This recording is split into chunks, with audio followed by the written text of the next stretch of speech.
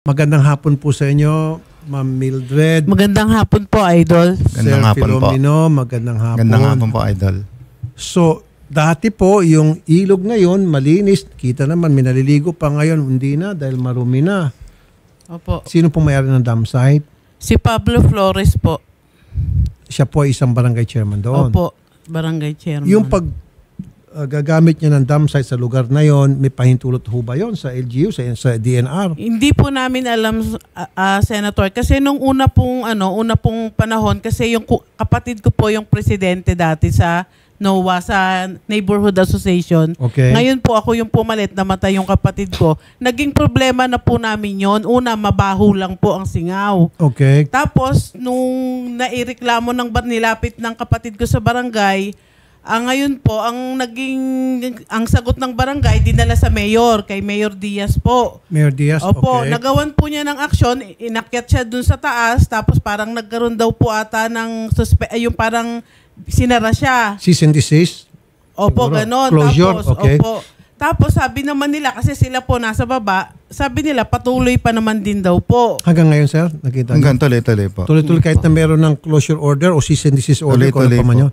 Tuloy-tuloy pa rin. Ang malakas yung, nakikita kasi yung agos dun sa sapa ng katas ng basura.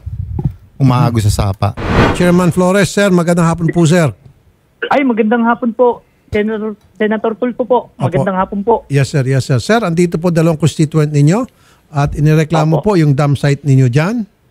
Nagulat nga po ako nung sinasabi po dump site itong aking garahe. Opo. Ano po yung inireklamong mabaho dyan sa inyong barangay na kayo pong nagmamayari sa property na yon, at dati po yung ilog na pwedeng maligo yung mga tao, ngayon po hindi na dahil putik na po.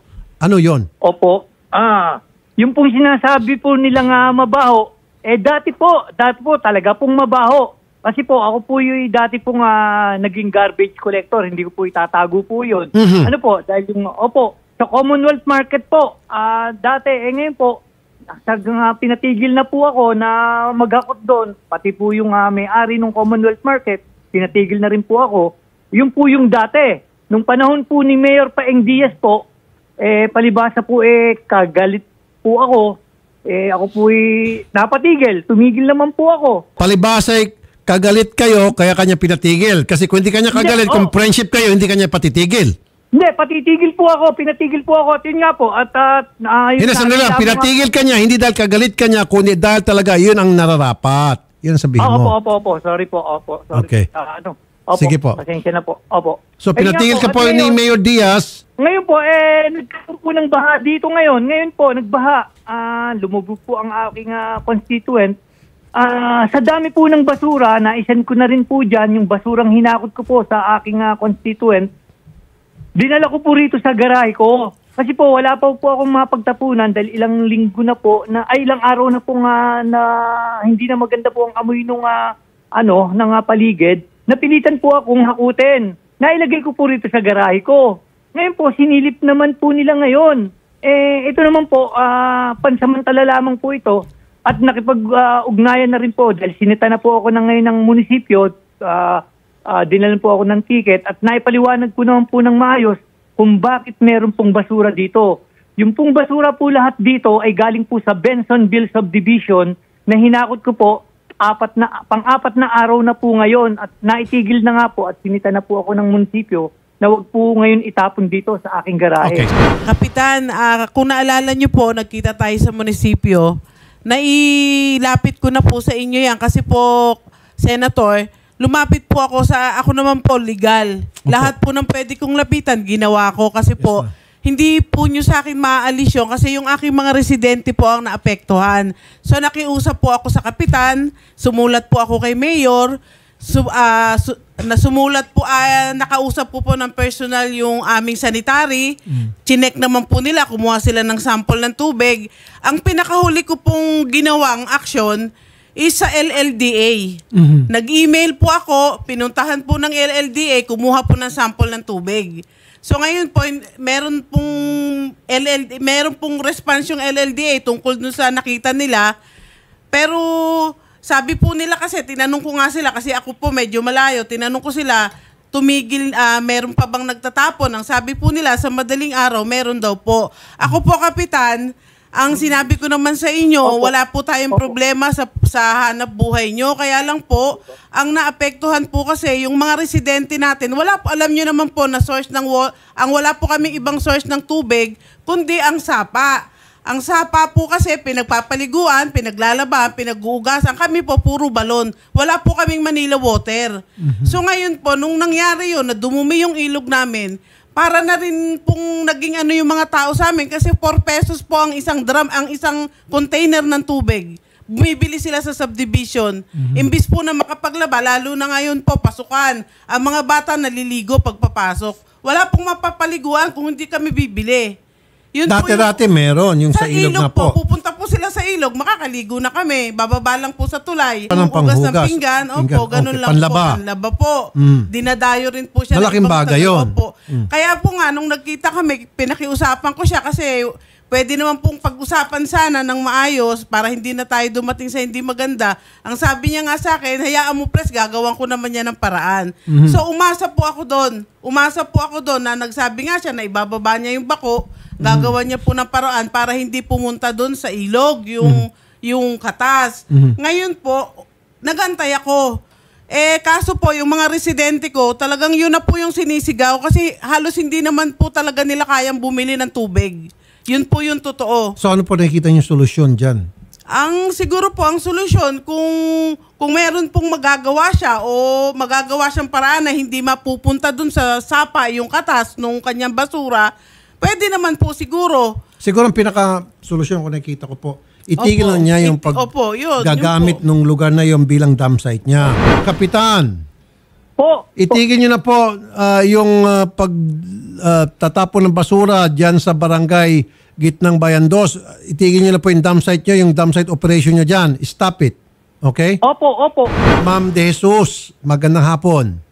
Magandang hapon po, Senator Raffy. Opo, ginagawang dam site po ni Chairman yung isang lugar dyan sa barangay Gitnang Bayan 2 at napupulyot na po yung ilog at yung environment dahil dyan at wala naman po siya palang permit galing sa LGU, galing sa DNR.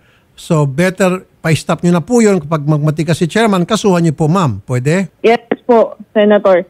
Actually po, nag-issue na po kami like sa Pablo Flores mentioned ng citation ticket po na for Municipal Ordinance number 054 po namin and kung yung sa sanitation code po namin tsaka waste disposal ordinance po.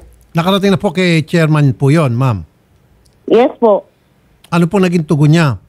Kasi po, Senator, ngayon lang po kami ulit nagpalabas po ng sanitation ticket. Opo. Kasi po nung una po kaming nag-inspect, wala pong tao dun sa area po niya. So wala pong magre-receive ng citation. Oh, okay. So, pero yung pangalawa pong pagpunta nyo, may nag-receive na pong citation. Yes po. Okay. And then, ma'am, siguro ang susunod is yung cease and desist order o closure na po mismo. Pwede, ma'am? Yes po, we'll consider that po, Senator Raffy. Opo, kasi ma'am, apektado po yung maraming residente at saka yung pong nasisira na po yung kalikasan, yung pong ilog at kung ano-ano pang, di ba? Maaaring masira niyan dahil talagang basura po ang itinatambak ni Chairman dyan sa kanyang dam site. Yung juice daw po, umaagos na po sa ilog. Sige po ma'am, asahan po namin. We'll get back to you ma'am siguro in a couple of days o siguro sa Monday or Tuesday babalikan ka namin ma'am ha. Okay po. Maraming salamat po ma'am Elaine De Jesus, OIC, Menro, San Mateo, Rizal. Magandang hapon po madam. Okay po, thank you po. Magandang hapon din po, Senator Raffy. Sir Jose, magandang hapon. Magandang hapon po, Senator. Ayan, kausap po natin kanina si Ma'am Elaine. Meron na po palang citation and issue and then later on mag-issue sila ng cease and desist order. Kayo po dyan sa munisipyo, ano pong action na pwede niyo po magawa para sa inyong mga constituent po, Sir Jose? Marami po tayo magagawa dyan bukod po sa pag-issue natin ng citation order. Sa ngayon po kasi because we are under a state of calamity, ay nag-deploy po kami ng mga emergency retrieval and cleaning team. Opo. Kumuha po kami ng mga contractors, mga additional trucks at saka backhoe and payloader. Opo. Para po mahakot at mapaspasan ng mga basura. Ayun. pwede po kaming magpadala kagad ng isang team dyan para matulungan si Cap Pablo. Si Cap Pablo naman po kasi, siguro po, kasi po, siya po ang in charge ng Dulong Bayan, baka dyan po niya nilagay muna temporarily yung mga basurang nakakot nitong nakalipas na bagyo. Kaya po siguro na-activate yung, pero wala na po kasing operation niyan, ang alam ko po. So hakutin niyo na po yung mga basura na tambak doon at itapon po sa malayong lugar na sa proper dump site at wag naman po dyan sa barangay Opo, yun po ang Gitnang ating Bayan. gagawin, Senator. At tutulungan po namin si Cap Pablo para din po sa mga taong nakatira dyan. Okay. So, Sir Jose, balikan po namin kay Monday or Tuesday. By then, nahakot na po yung mga basura at na mapapahinto na po yung pagtatapon ni chairman ng mga basura sa lugar na yon. Yes po, sir. At we will do that as immediately as possible. Maraming salamat po, Sir Jose Enrique Desiderio. Pakiabot po ang aming pasasalamat sa inyong butihing mayor, sir. Kakarating po, Senator. It's an honor to speak to you, sir. Thank you po, Sir Jose. God bless po. Ma'am, sir, magsasanib po siya na ang Menro at saka yung munisipyo. Hakutin na raw po yung mga basura. At the same time, habang itong si Ma'am Elaine mag-issue ng citation order, sanib po sila. Pabalikan po namin sila Lunes or Martes. Magbibigay kami ng update sa inyo. Okay? Okay po. Yun po Salamat po, Senator. Salamat po sa tiwala. Salamat po kay Angel Barakel at sa lahat ng mga nanonood ngayon, andyan ngayon sa TV, nakikita ko. Hello po, magandang hapon sa inyo. Ayan, okay na po, solve na po yung problema nyo. Yung mayor at saka yung Menro magsanib puwersa. Thank you. Again, ngayon pa lamang ako po ay in advance nagpapasalamat sa Mayor Bartolome Omer Rivera, Mayor, Sir. Ang aking pong pagsaludo, Mayor. Okay. Salamat po. Salamat po, Senator.